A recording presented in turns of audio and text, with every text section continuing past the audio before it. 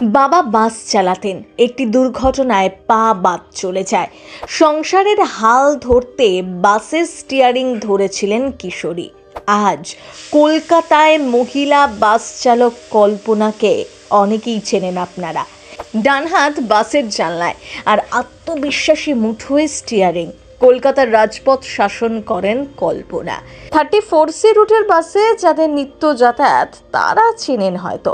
তথাকথিত পুরুষালী পেশায় বেশ কয়েক বছর ধরে পুরুষদের কাঁধে কাঁধ মিলিয়ে এক সারিতে কাজ করে চলেছেন কল্পনা। এই মেয়ের বুকের পাটা আছে বলতে হবে। আজ হাজার হাজার মেয়ের কাছে অনুপ্রেরণা বরাহনগরের এই মেয়েটা।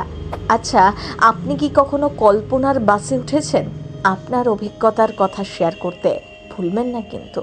কথায় বলে যে রাধে সে চুল বাঁধে, এই ধারণাকে পাশ কাটিয়ে কল্পনা এগিয়ে গিয়েছেন অনেকখানি। বাসের চালকের আসনে বসে স্টিয়ারিং হাতে প্রত্যেক দিন কলকাতার পথে বাস চালিয়ে অগণিত মানুষকে তার গন্তব্যে পৌঁছে দিচ্ছেন। ডানলপ থেকে এসপ্ল্যানেড পর্যন্ত 34C রোড। যারা এই রুটে প্রতিদিন যাতায়াত করেন তারা হয়তো এই সাহসিনীকে দেখে থাকবেন। কল্পনা যখন চালকের আসনে প্রথম বসেছিলেন তখন তার বয়স ছিল মাত্র 15। এখন প্রায় 5 থেকে 6 বছর কেটে গিয়েছে এই পেশায়। এখন আরও দক্ষ হয়ে উঠেছেন, কিন্তু ওই বয়সে এতগুলো মানুষের দায়িত্ব নিজের কাঁধে তুলে নেওয়া সহজ কাজ একেবারেই ছিল না।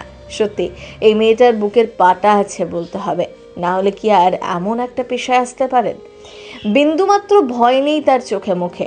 কল্পনা নরম হাতে বশ মেনেছে বাসের স্টিয়ারিং। শক্ত গিয়ার, রোগা ছিপছিপে চেহারার মেয়েটির মনে অসীম সাহস। কল্পনা বাস চালানো দেখে তাজ্জব হয়ে যায় বাসের নিত্যযাত্রীরা। তাদের দৃষ্টিতে স্পষ্ট, কোশমিনকালেও ভাবেননি এমনটা হতে পারে।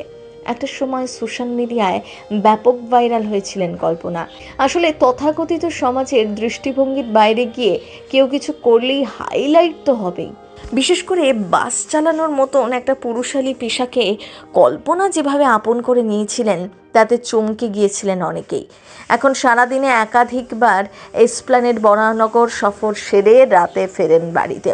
নোয়াপাড়া মেট্রো স্টেশনের কাছেই বাড়ি। বাবা ছিলেন 34C রুটের চালক। ছোট থেকেই কল্পনা যে কোনো গাড়ি চালাতে ভালোবাসেন।